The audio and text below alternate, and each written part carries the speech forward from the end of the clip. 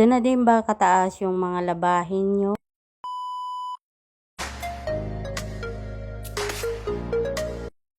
Hello mga mare, ganito na din ba kadami ang naghihintay na labahin nyo? Sa akin nga ay grabe, kulang na lang star para maging Christmas tree. Char! Umabot nga sa ganitong part nga yung labahin ko na natambakan ako dahil nga sa sunod-sunod na mga okasyon sa eskwelahan. Bali sunod-sunod na nga nag-recognition nga yung dalawang anak ko kaya hindi nga ako nakapaglaba agad. Forward na mga na dito na nga ako pala sa aming gripo. Nagbomba na nga pala ako dito sa dalawang palanggana para nga makapag-umpisa nga na sa paglalaba. Gumamit na nga pala ako dyan ng time-lapse para nga mabilis itong video ko. Ay kung hindi ay mahaba-haba nga ito at baka naman kayo ay mabagot.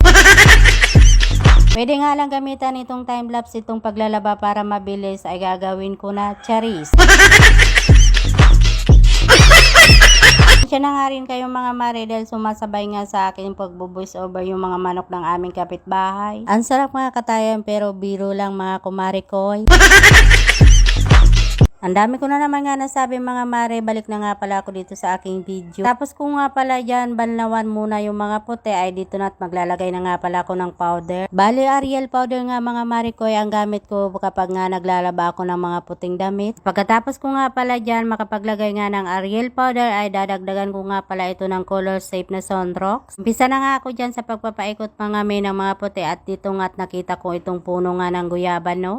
Bali pa unang bunga nga niya ito at maliit lang na puno. Ito nga lang siya malapit sa tabi nga ng aming gripo. Kakatuwa nga lang dahil maliit pa lang siya ay namunga na. Ito naman nga yung puno ng mangga. Habang nagpapaikot nga pala ako ng paunang winawashing ko, ayan, nakakuha nga ako ng ilang piraso nga nitong Indian mango. So, ayan, dahil natakam nga ako, binalatan ko na at kumain muna nga ako dito. O diba, naglalaba nga lang pero nagmukbang na ng mangga. Medyo nakakagutom kasi kapag naglalaba, no?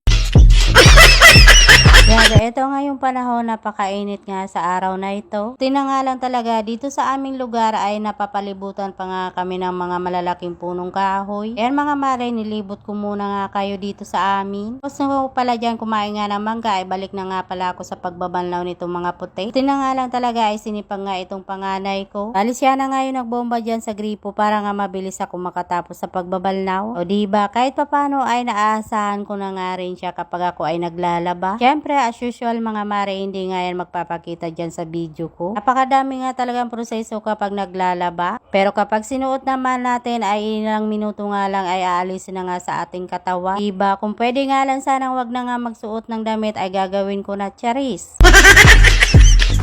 Fast forward nga tayo mga mare, pagkatapos ko nga makapagbalnaw ay dito na nga pala ako sa aming kubo. Bali dito nga pala ako mga mare, nagsasampay nga na itong mga nilabhan ko. Pagkatapos ko nga pala mailagay sa lahat ng hanger, ayan, nilabas ko na nga para mainita naman ng konti. Ito nga pala ang mga ibang puti ay yung mga uniforme nga ng dalawang anak ko na ginamit pa nila sa huling pasok sa eskwelahan. Bali nilaban ko na nga para maitago ko na sa cabinet dahil sa susunod na pasukan ay pwede pa itong magamit. Hanggang dito na lang muna ang aking mini vlog at kung nakaabot ka man nga hanggang dulo ay maraming salamat sa walang sawang pagsupport at panonood.